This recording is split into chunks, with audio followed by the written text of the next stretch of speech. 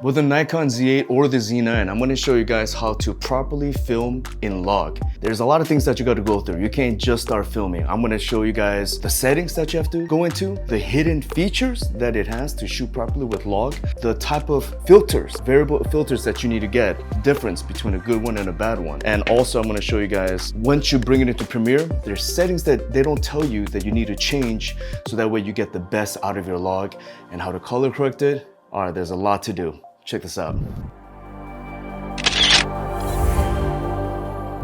What's up guys, Emil here from Camera to Freedom. If you use your camera to take photos and video and make YouTube content so that you can live a life of freedom, then hit that like and subscribe and let's go. All right guys, just to kind of start off real quickly, your Nikon Z8 and your Z9 comes with log, right? That's what's so exciting about our new Nikon camera. I have the Nikon Z6, Z7, they don't come with log. You actually have to use like an Adorama recorder. I have a Adorama recorder like this, and then you could turn on log using that. But luckily, our Z8 and Z9, it comes with it. The very first thing you need to do is turn on waveform. I normally use an external monitor with an IRE display waveform. Your Nikon Z8 and Z9 has waveform, but it's hidden. So you have to go into the menu and turn that on. All right, so to turn on the waveform, you go to your menu, you go to your pencil icon, you go all the way down to G where the video is, go in there, and then you go to G16, brightness information display. You go in there and you can select whether it's gonna be histogram or a waveform or a large waveform. So you get to pick if you want big or small. So there it is. One more step to even activate it. And then you have to go to shooting display G19, custom viewfinder shooting display. And then display 1. And then you're gonna see that it's right there in the viewfinder. Now just to show you guys the waveform and to show how to actually show it onto the big screen, you go to pencil icon, G18, custom monitor shooting display after you turn on the waveform large. And you go in there, display 1, go into it, and then now you could turn on the waveform, okay? So that's just for me to show you how it's gonna look. So that means that when I'm filming, I could quickly look inside, make sure that I'm at a proper setting and I'm good to go. So with the waveform or the IRE, it's the most standard way of filming is to be, let's say it's 0 to 100. The very bottom is full black, the very top is full white, and now you can tell that everything is a little bit darker. It makes sense that everything should be right in the middle. And normally it should be, but when you're filming in log, you want it to be 1 to 2 stops brighter. Log, whether it's V-Log or C-Log or any kind of log from any of the cameras, log doesn't like shadows. Log does give you the most dynamic range, but when it comes to shadows, it doesn't like to be increased because you will see it. You're gonna see weird color, aberrachromation.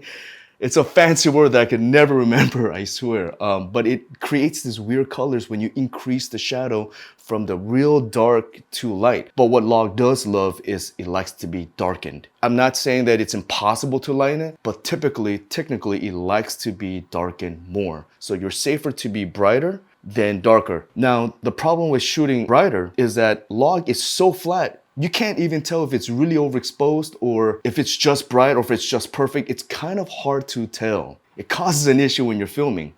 You want to see what you're filming. So you need to turn on view assist, and here's how to turn on view assist. There's no way you could feel comfortable filming in this flat color. So you go into the menu, go into the pencil icon, go to video, all the way down to G12, and you turn that on. And now everything is in color. It gives it a fake LUT so that everything looks like it's filmed normally, so you could film easily, but it does not burn into your video. Your video file is still very flat, but how awesome is that? Definitely leave that on. You need an ND filter. This is one of my favorite ND filters from K&F Concept.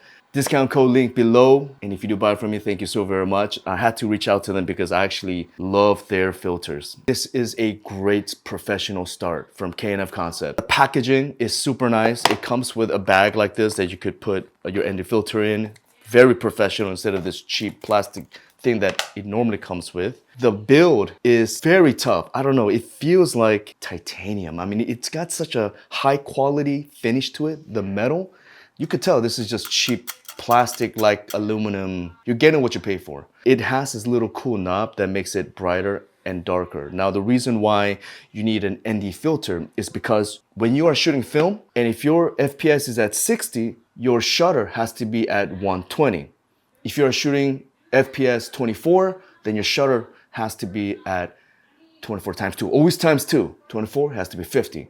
If it's 30 FPS, has to be 60. Now, quick tip, even though I shoot at 24 FPS, I changed my shutter to 60 instead of 50 because I noticed that in a lot of this weird cheap lighting, when you're in a ballroom or in a location, there's a lot of light that flickers, and you will see it. You see it in like a lot of the YouTube videos where they're filming car headlights, right? You see it like flickering like crazy, right? And that's because your shutter, the shutter of that camera is at a super high rate. Maybe it's at 200, 300, even 1,000. And when that happens, that light causes that weird flickering effect. And to get rid of it, you have to use an ND filter so that way your shutter is at 60 FPS. That usually gets rid of 99% of the flickering light. So that's like a perfect shutter for me.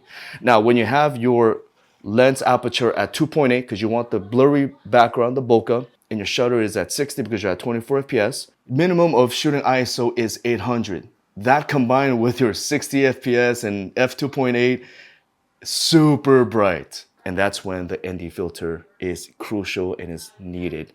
You use this, stick it in there, and then you spin the dial on the top over here. I love this dial. That's so cool instead of touching the side.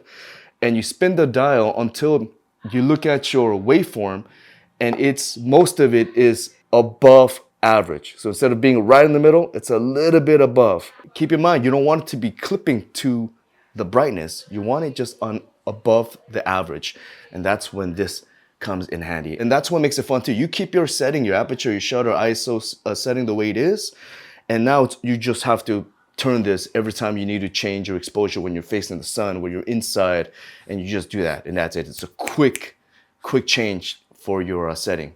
Always keeping an eye on your waveform that it's a little bit brighter. There's just no way you can shoot properly without the ND filter. Discount code link below. Thank you if you do buy from me. This is probably something you already know. Obviously, to get to log, you go into the menu, scroll down to video file type, and then you move up and you have the ability to do H.265 8-bit, which is still great for me. You could do 10-bit, and 10-bit is when you could activate log. And then if you scroll up even more, you get the ProRes 422 high quality, ProRes RAW. Log is very easy to color correct. I'm gonna show you real quick.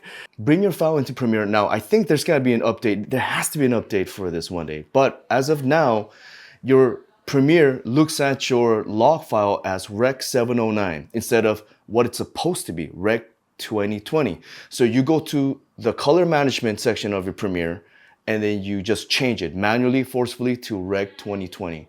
Because Rec 709, the color spectrum, Rec 709 is made for regular standard TVs. It's been like the standard for a long time. It only has about 35% of the full color spectrum. It's a safe color bet. It's a standard. Everybody kind of uses Rec 709. It's easy to broadcast and so on. But we're living in the future right now. Our TVs are HDR, our TVs are 4K, 8K, and to get the best out of it, Rec 2020 is what's going to give you the best out of your camera. Rec 2020 covers 75% of the color spectrum compared to 35% of a Rec 709. So you can imagine just how much more beautiful it is. Now, obviously on a small screen, there's no way you can tell. In a phone video, there's no way you can tell. But if you were to blow it up in 4K or a huge theater, you're gonna be able to tell, right? Rec 2020, you're gonna get the better gradient in the sky. You're gonna get the best skin tone, the best color. So go ahead and change that to Rec 7 2020. Now, from Nikon, they give you a LUT that you can use if you just don't want to color correct. I don't like using their LUT. I never could get the color that I really like. Still looks beautiful, don't get me wrong. But for its standard, it will be the worst one. So I like to just color correct it myself. You go to curve, you simply make an S, highlight goes up, shadow goes down, and that expands your color of your log, and then give it a full contrast. To me, that's a great starting point for you to start coloring it to your liking. It brings the life out of the log, and now you get to put a LUT on top of it. You get to put some saturations and just kind of play around and have fun and get a great color out of this Nikon. And a quick tip, if you are filming in log, try not to combine it with other cameras or other Nikon that's shooting in Rec 709, just the standard color. it is very difficult to match the colors. One is a regular 709, Rec 709 color is very vibrant, very just real video, like a home video, phone video. You just see all the colors. And then when you shoot in log at Rec 2020, it has that dreamy look. It's creamy. I love the way it looks. It has that film look, and it's just really hard to try to make those two look identical. So if you want it to be perfect, then you definitely don't want to be combining those footages, even though I do combine my footages with a lot of my videos. So, you know, it depends on your client, right? If you're just doing a video for a party, then who cares, right? Just put all the footages in there. But if you're making a serious commercial or a video or a short film, you want to keep it strict. Just a quick mention, I do sell photography, videography t-shirt in my link. If you do support me in any way by buying any of the t-shirts, I appreciate you so much for that. It fits nicely, so thank you for your support. And also, go to cameratofreedom.com. Hook me up with your email address. I'm trying my best to create tutorials. I've been shooting for like 25 years plus. God, I'm getting old. But now it's time for me to just share everything I know and just kind of help whoever I can. Back in the days when I was shooting, there was no video tutorials. I was looking at books and taking classes and some random websites here and there, and it was very difficult to get to learn without actually learning from another person, which I was lucky enough to do with a lot of my friends back in the days. So guys, go to cameratofreedom.com, hook me up with the email address. I'm gonna try to send out, you know, free tutorials and things like that and try to, you know, raise everybody up. That's why I call it Camera to Freedom. It's using your camera to live a life of freedom. Right? To get to do whatever you want, you get to travel, make good money, have fun for the rest of your life. And if you are in this path, you're on the right path. You're gonna love it. And if you've been doing it, you know you love it. So, all right, guys, leave a comment, hook me with a comment, and I will see you next time. Get the camera, the Z8. Oof.